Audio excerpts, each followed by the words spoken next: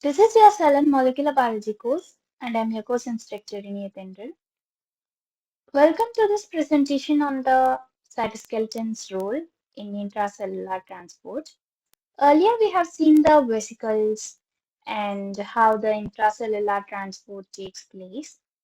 In this video, we will explore how the microscopic scaffold inside the cells, that is the cytoskeleton, not only gives structure but also acts like a highway for moving materials within the cell.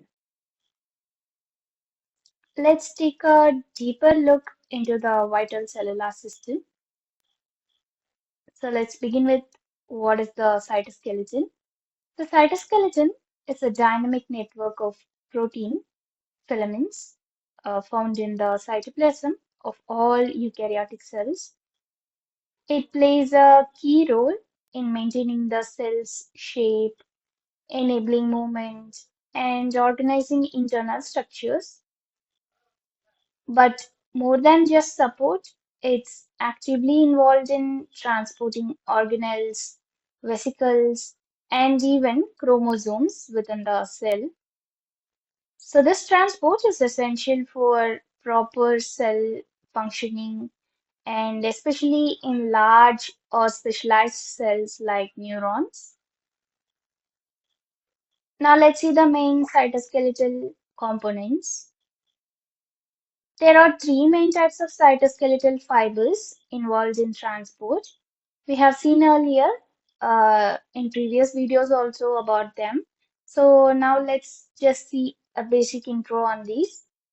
Like the three main types of cytoskeletal fibers involved in transport are microtubules, actin filaments, and intermediate filaments. So microtubules are thick hollow tubes made of tubulin proteins and serve as primary tracks for long distance transport, while actin filaments are thinner and support transport near the cell membrane. And intermediate filaments mainly provide mechanical support but may also influence the organelle positioning indirectly. So each of these components has unique structural and transport related roles. Now let's see the microtubules as transport tracks. Microtubules are crucial for intracellular transport. They form long tracks stretching from the cell center to the outward. Along these tracks, specialized motor proteins like kinesins and dyneins carry the cargo. So kinesins typically move towards the plus end of microtubules, which is usually towards the cell periphery, while the dyneins move toward the minus end, that is towards the nucleus. So these proteins bind vesicles or organelles and use ATP to walk along the microtubule, ensuring the targeted delivery. So we have seen in this illustration that the motor protein carrying the vesicle from the inside, that is from near the nucleus to the outside of the cell. So this is how it is carrying the vesicle or any organelle. Now this is the structure of the microtubules, which is made of alpha and beta tubulin, and then they polymerize to form protofilament. And then these protofilaments make up the microtubule. Now let's see the structure of motor proteins on the microtubules. So kinesin, we have seen that it moves towards the cell periphery, and dynesin move towards the center, that is cell center.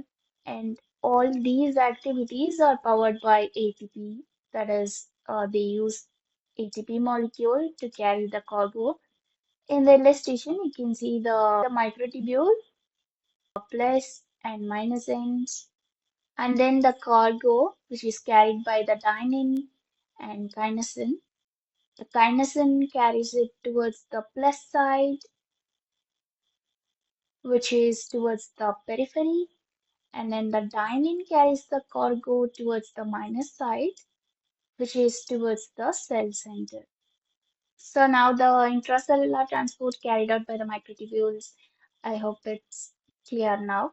So now let's move on to actin filaments, which is involved in local transport, that is short distance transport. We can also say microfilaments, which is made up of actin. So these actin filaments concentrated near the plasma membrane. They facilitate short range and fine-tuned transport.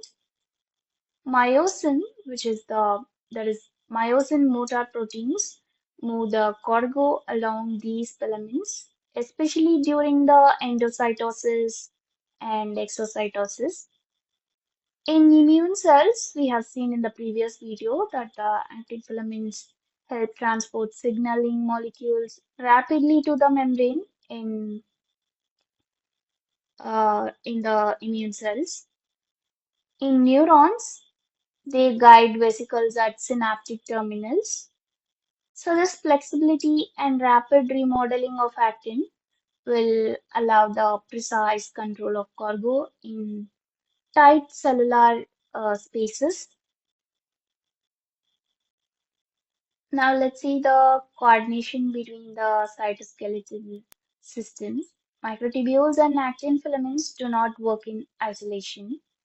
They coordinate to move cargo efficiently. For example, we have seen the vesicle transport. Um, that is, let's see an example. A vesicle might first travel long distance on the microtubule using the kinesin and then switch to actin filament for delivery to the plasma membrane using myosin. Basically, the microtubules and actin filaments both work together for intracellular transport. So this hands-off ensures that cargo reaches its final destination accurately and also on time. Much like switching from a highway to a local road, you can consider that the highway is the microtubules which use kinesin, and then from the kinesin it shifts to the actin filament where it is carried through myosin. So this is how it works. A major application of intracellular transport is the movement of vesicles, that is membrane-bound packages that carry proteins, enzymes, or waste. Vesicles bud off from the Golgi apparatus and are carried to their target like the lysosomes or the plasma membrane. So the cytoskeleton guides this process. In exocytosis, the vesicle fuse with the plasma membrane to release their contents. And in endocytosis, they carry materials into the cell. So both processes rely heavily on cytoskeletal transport. In the illustration, you can see the same. That is, you can see the vesicles moving from the raphia to the Golgi, and then they are transported out of the cell, and the substances are released outside the cell. In the other way, they are transported and fused with a lysosome, forming endosome, and then the substances are digested. Similarly, the cytoskeleton also ensures that organelles are positioned where they are needed. Like mitochondria are distributed to the cytoplasm along the microtubules. The endoplasmic reticulum forms a network maintained by motor proteins on the microtubules.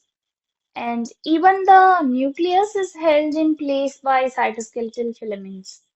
So the entire spatial organization of the cell is maintained by the cytoskeletal filaments. So this organization is crucial for efficient metabolism, cell signaling, and respond to any environmental changes. All these depends on the cytoskeletal filaments. And in some cells, they rely heavily on the intracellular transport. For example, the neurons, for instance, they have long axons that require cargo to travel great distances. In that case, the microtubule-based transport ensures that the neurotransmitters and the organelles they reach the synapses. And the other example is the immune cells, which transport signaling molecules and receptors to their surface rapidly during activation. And in case of plant cells, the cytoplasmic streaming driven by the actin filaments, they distribute the nutrients and signals efficiently. So these examples highlight that the essential nature of cytoskeletal transport in the cell function. Now let's see another role of cytoskeleton. So the cytoskeleton also plays a vital role in mitosis. The microtubules form the mitotic spindle, which attaches to the chromosomes and guides their separation into the daughter cells. Meanwhile, actin filaments form a contractile ring that pinches the cell into two during the cytokinesis. This coordination ensures that each daughter cell receives an identical set of chromosomes, maintaining genetic stability.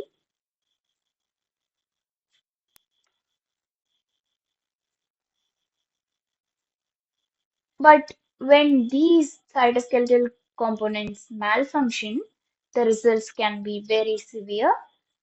Mutations in structural proteins like dystrophin, tau, or keratin can lead to diseases such as muscular dystrophy, Alzheimer's, and epidermolysis bullosa simplex.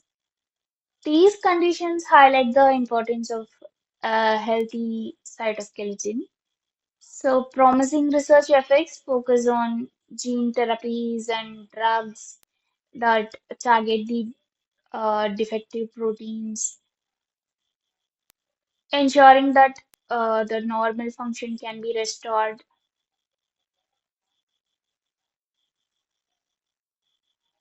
So, the cytoskeleton is not just a structural framework, it's a vital transport network.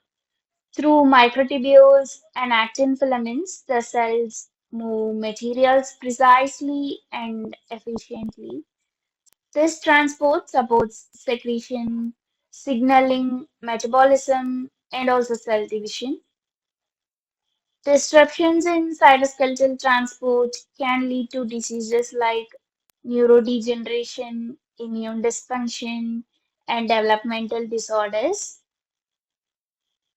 So finally, what we conclude is that understanding these processes gives us insight into how cells maintain the internal order and also opens doors to the therapeutic advances.